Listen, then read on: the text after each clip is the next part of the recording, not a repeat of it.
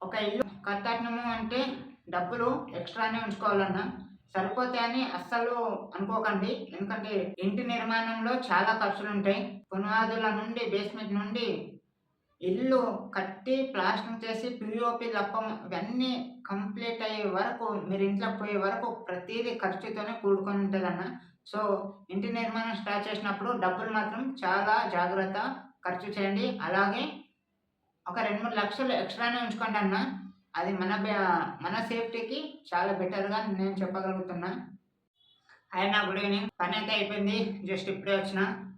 ఈరోజు Sunday. Sunday అయినా కూడా పని అయితే చేసుకోక తప్పలేదు. ఎందుకంటే ఖర్చులు అలా ఉన్నాయి. సండే, మండే అనేది ఏం లేదు. మన ఇష్టం ఉన్నప్పుడు మేస్త్రి పని కాబట్టి ఎప్పుడైనా లీవ్ తీసుకోవచ్చు. దాంట్లో అభ్యంతరం ఏం లేదు. ఇప్పుడు కష్టపడితేనే డబ్బులొస్తాయే తప్ప తినుకుంటూ కూర్చుంటే రావు గదా! అనేది నా ఒపీనియన్. సో, ఉన్నప్పుడు చేసుకోవాలా. సండే అయినా, మండే అయినా. లేనప్పుడు హ్యాపీగా ఇంటికాడ రెస్ట్ తీసుకోవచ్చు. బాధేం లేదు. సో, ఈరోజు సండే కాబట్టి ప్రతి కంపెనీకి హాలిడేస్ ఉంటాయి. కొన్ని కొన్ని చోట్ల దుకాణాలు కూడా బంద్ ఉంటాయి. చెప్పలేము. ఏరియాని బట్టి ఏ రోజు లీవ్ ఉండేది చెప్పలేము కాబట్టి ఇక్కడైతే హైదరాబాద్‌లో రెస్ట్ అనేది లేదన్న. నీ ఓపిక. అది మేస్త్రి పని కానీ కొన్ని కంపెనీలు అయితే డ్యూటీ కూడా ఉంటాయి సండే రోజు. నేను ఇంతకుముందు చేసిన సిటీలలో అయితే ఖచ్చితంగా సండే వచ్చిందా పని బంద్. హాలిడే సండే మాత్రమే పెట్టారు. పెద్ద పెద్ద తాపీ మేస్త్రులు, యూనియన్స్ ఉంటారు కదా! వాళ్ళందరూ కలిసి డిసైడ్ చేశారన్నట్టు. ఇప్పుడు ఏదన్నా ప్రాబ్లమ్ వచ్చినా తాపీ పనులలో కొన్ని కొన్ని పనులలో అమావాస్యకు బంద్ పెడతారు. అలా బంద్ పెట్టకుండా ఉన్న సిటీలోనే ఎక్కడైతే తాపీ పని నడుస్తుందో వాళ్ళ హెడ్డు అంటే పెద్ద మేస్త్రిని పట్టుకొని యూనియన్ తరపున అందరూ ఫైన్ అనేది ఏస్తారు కాబట్టి అలాంటి అమావాస్యలు ఉన్నప్పుడు పని అయితే ఎవరు పెట్టరన్న. అది పెద్ద పెద్ద అమావాస్య అయితేనే అది వాళ్ళ పద్ధతి అన్నట్టు. తాపీ మేస్త్రి వాళ్ళ పద్ధతి.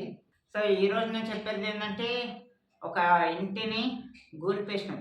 రేకులున్న ఇల్లుని జేసీబీతోని గూల్పేసినాం. ఫస్ట్ మేము పోయింది ఏంటంటే పనికి పోయినాము. పైన రేకులతో కట్టినప్పుడు పైన మొద్దు కడతారు కదా! ఆ మొద్దుని అంటే ఒక వరస అనేది పెడతారన్న. ఆ వరసని మేము పగలగొట్టేసి కిందేసేసినాం.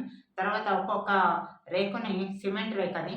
ఒక్కొక్క రేకుని మెల్లిగా కింద దించి ఒక పక్కన పెట్టినాము. మళ్ళా కిటికీలు, డోర్లు ఇవన్నీ తీసేసినాము. ఇవన్నీ అయిపోయిన తర్వాత మెయిన్ వస్తువులన్నీ పక్కన పెట్టేసి తర్వాత జేసీబీతోని మొత్తం గుల్లగొట్టేసినాం అన్న. అతనేందంటే 3 ఫ్లోర్‌లు మళ్ళీ అదే ప్లేస్‌లో ఇల్లు కట్టడానికి రెడీ ఉంది కాబట్టి ఉన్న ఇంటిని రేకుల ఇల్లుని గూల్పేశాడు. సో, ఆ ఇంటి లోపల నేను వెళ్లి చూస్తే నాకైతే మనస్ఫూర్తిగా నచ్చిందన్న. బావుంది. ఇల్లు టైల్స్‌తోని, పీఓపీతోని కిచెను, హాలు, ఒక రూము నిజంగా నాకు గనుక ఇలా కట్టుకోవాలనే ఉద్దేశం ఉంటే పెద్ద పెద్ద బిల్డింగ్‌లకి ఉద్ధరించేదేం లేదన్న.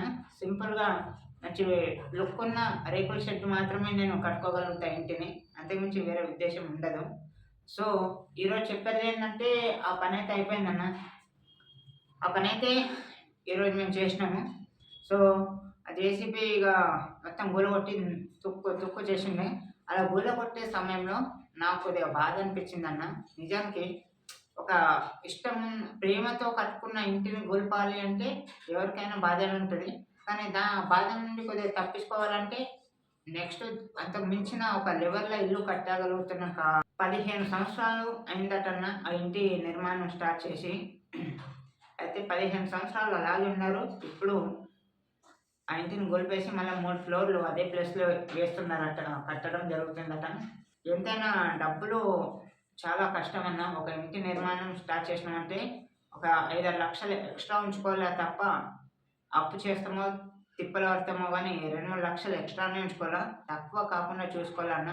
ఇంటి నిర్మాణం అంటే ఆంతు ఫాంతు ఆట కాదు. చాలా ఓపిక ఉండాలి. చాలా ఖర్చు కూడా ఉంటది. మామూలు ఖర్చు ఉండది. స్టార్టింగు పునాదిని తవ్వినావా ఖచ్చితంగా బీమ్‌కు ఆల్మోస్ట్ ఒక 1,00,000, 2 లక్షలు ఎగిరిపోతాయి. సిమెంట్ అని, సలాకలని, బాక్సులని, మిల్లర్ అని, జేసీబీకి తవ్వే రంధ్రాలు గానీ చాలా తలకాయ నొప్పి అన్న. అంటే 2 లక్షలు 2 రోజులల్లో నీకు అట్టే ఎగిరిపోతాయి. అంత సిట్యుయేషన్ ఉంటది ఇల్లు నిర్మాణం స్టార్ట్ చేయాలంటే. మనం అనుకుంటాం ఇంటిని కడుతున్నాం గదా అంటే అందులో మళ్ళా రాను రాను అవన్నీ అయిపోయినాక ఇక గోడలు కట్టే సమయంలో మెల్లిగా, మెల్లిగా, మెల్లిగా వారం, వారం పేమెంట్ మొత్తం ఎగిరిపోతది. చెప్పలేము పైసలు ఇలా ఉంటాయో లేదో కష్టపడ్డ సొమ్ము ఒక 3 నెలలు, 6 నెలలల్లా ఇంటి నిర్మాణానికి ఇచ్చేస్తే ఎంత బాధేస్తదసలు. ఆ ఇంటిని కట్టిన తర్వాత పైన కిరాయికిస్తే హ్యాపీ. కిరాయికియ్యకుండా మనమే ఉంటే అదొక బాధ. మళ్ళా డబ్బును సంపాదించాలా అంటే ఎంతో ఓపిక ఉండాలి. సో, ఒకటి పోవాలి, ఒకటి కావాలంటే ఒకటి వదిలేయాలి. తప్పనిసరి పరిస్థితి అవ్వది. సో, ఖచ్చితంగా ప్రతి ఒక్కరు ఏదో ఒకటి తెగించాల్సిందే. మనకిది కావాలంటే ఇంకోటి వదులుకోవాల్సిందే. మనకి ఇల్లు కావాలి, డబ్బు వదిలేయాలి. డబ్బు మళ్ళా ఫ్యూచర్‌లో సంపాదించొచ్చు. అఫ్‌కోర్స్ ఇల్లు కూడా ఫ్యూచర్‌లో కట్టొచ్చు గానీ, అనుకున్నామంటే స్టార్ట్ చేసేయాలి ఆ ఇల్లుని. మళ్ళా పెండింగ్ అనేది ఉంచకుండా నీట్‌గా పద్ధతిగా కట్టుకుంటే బావుంటదని నా ఒపీనియన్ అన్న. సో, ఇది నేను చెప్పదలుచుకున్నది. ఇంటి నిర్మాణం అంటే చాలా జాగ్రత్తగా 2, 3 లక్షలు ఎక్స్‌ట్రా ఉంచుకోండి. తక్కువ కాకుండా ఉంటే చాలా బావుంటది అనేది నా ఒపీనియన్ అన్న. ఎందుకంటే నేను కూడా మేస్త్రి పని చేస్తున్నా, కళ్ళారా చూస్తున్నా కాబట్టి. బాయ్ అన్న. జాగ్రత్త.